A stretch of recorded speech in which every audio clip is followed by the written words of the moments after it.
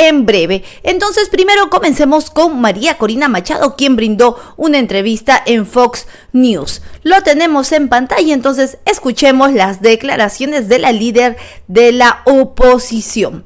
Muy bien, escuchemos. Is Venezuelan opposition leader María Corina Machado, whose 84-year-old mother just escaped Maduro's rule, fleeing the country. Maria, thank you so much for being here. We so appreciate your time. And I know that you have been hiding for 9 months. You've been barred from leaving the country for 11 years. You are in an undisclosed location right now. But the fact that your mother was able to flee and the fact that those people who are opposition leaders were able to get rescued shows you something about the cracked loyalty to Maduro. What can you tell us, Maria? Absolutely. And I'm very grateful to you for this opportunity and to President Trump and all his great team at the Department of State that made this operation that was so complex and precise and executed perfectly to bring our colleagues to safety. And as you say, it demonstrates that Maduro's last line of support with his repression structure has a major breach. And this has been having great effect within the regime. I want to be very clear, Maduro is weaker than ever. Totally rejected by 90% of the people, internationally isolated, and now with fractures within the regime. What can you do, Maria? You are stuck there. They are looking for you. They've been searching for you. They want to take you in. What can you tell us about your efforts and what the situation is like right now for you? Are you concerned about your own safety?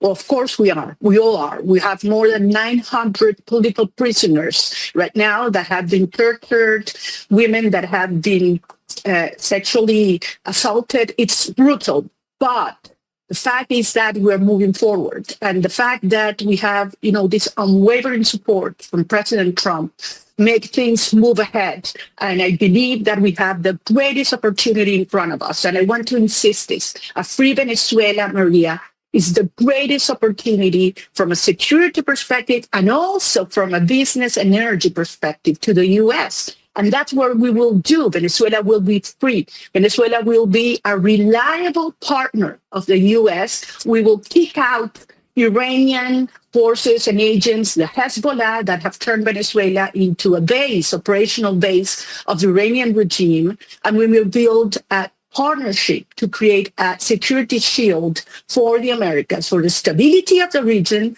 and also for the national security of the U.S. On the other hand, I want to insist from the energy perspective.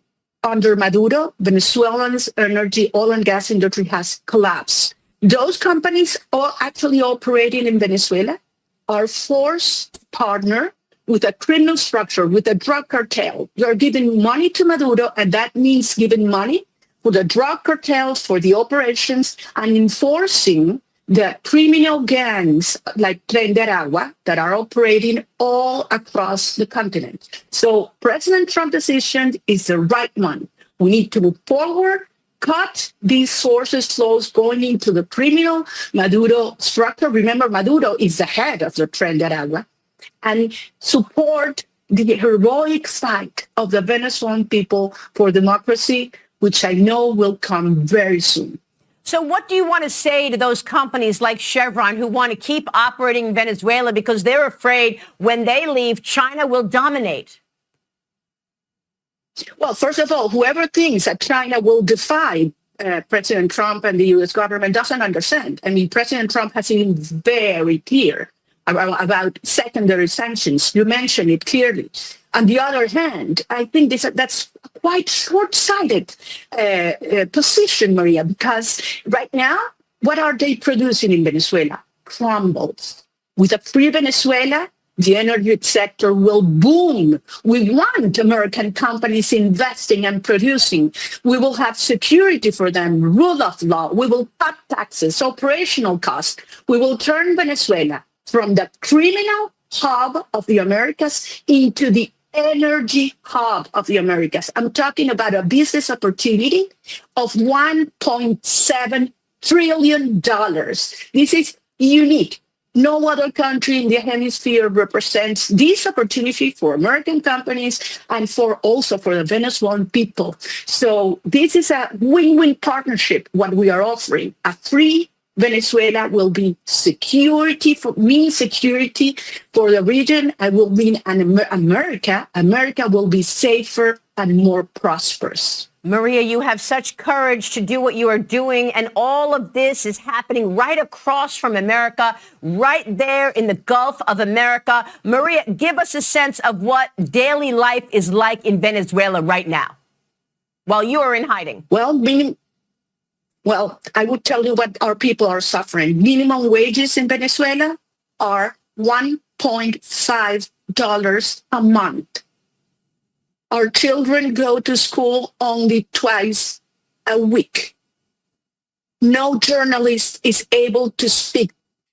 Young people have been put in prison just for putting a post on X or Instagram, or if they have my picture in their phones. So that is why people leave. They're forced to leave to save their lives.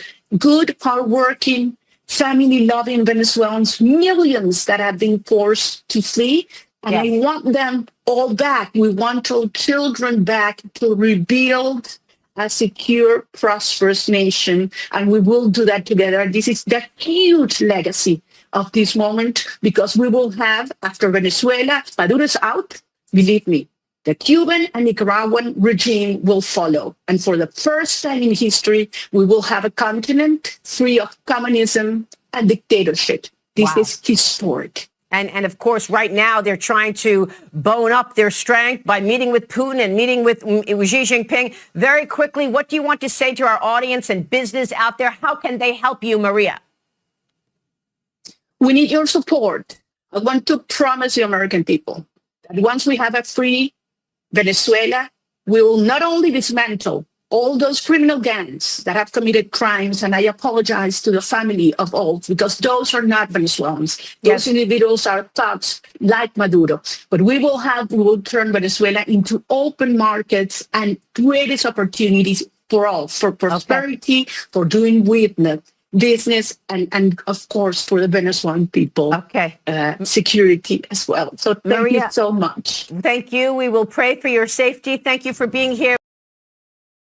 Muy bien, hemos escuchado entonces la entrevista de María Corina, quien ha enviado un mensaje desde Fox News. Reitera que hay fracturas internas en el chavismo y que Maduro está más débil que nunca. La dirigente de la oposición, María Corina, aseguró que el régimen de Nicolás Maduro atraviesa su etapa de mayor debilidad tras la salida del país de su madre y los opositores que permanecían asilados en la embajada de Argentina en Caracas. En esta entrevista, la cual la concedió al canal estadounidense Fox News, María Corina agradeció que el expresidente Donald Trump y su equipo del Departamento de Estado hayan apoyado con esta operación, la cual menciona que fue compleja, precisa y perfectamente ejecutada.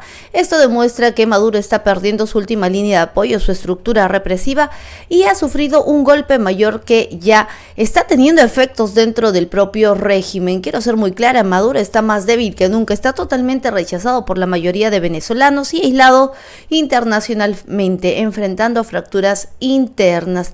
También habló María Corina, obviamente, desde la clandestinidad y advirtió a los líderes opositores que viven en riesgo. Tenemos más de 900 presos políticos, mujeres que han sido agredidas sexualmente. Es brutal, pero seguimos avanzando. Esta es la mayor oportunidad que hemos tenido para lograr una Venezuela libre. Destacó también que una transición democrática en Venezuela sería la clave para la estabilidad regional y la seguridad de Estados Unidos y el fortalecimiento de la cooperación económica bilateral. También mencionó que una vez que Maduro caiga, créanme, Cuba y Nicaragua seguirán y por primera vez en la historia tendremos un continente libre de comunismo y dictadura.